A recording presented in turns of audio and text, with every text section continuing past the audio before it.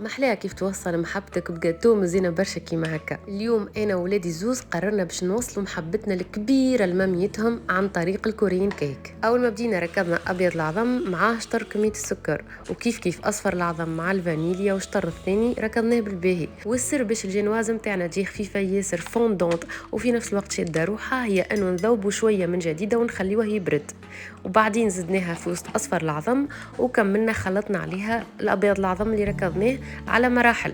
وبعد حطينا عليها الفرينة المغربلة واللوز المغربل وخلطناها من اللوطة للفوق وخليناها تطيب على 180 درجة 10 دقائق. وما بين هي قاعدة تبرد على جنب بدينا نحضروا الكريمة متاعنا. خلينا الحليب يسخن وبدينا نركضوا في العظم مع السكر فانيليا والنشا حتى لين تخلطوا بالباهي. زدنا الحليب بشويه بشويه وكل مره نخلطوا حتى لين كملناه كامل. رجعناه في الكسرونه وقعدنا نحركوا فيها على الغاز حتى لين غلات تبرد شويه، بعد نركضوها حتى توصل لحراره الغرفه، وبعد نزيدوا لها جديده اللي حتى هي في حراره الغرفه، ونكملوا نركضوا حتى لين تخلطوا بالباهي ونتحصلوا على كريمتنا المزيانه. ونبداو نحطوا طبقات الجينواز وبعد الكريمه نستويوها بالباهي ونقعدوا نكملوا هكاكا حتى لين يتشكل الجاتو نتاعنا. خليناه برد بالباهي وكملنا زيناه وخرجنا للمامين نتاعهم احلى جاتو في الدنيا.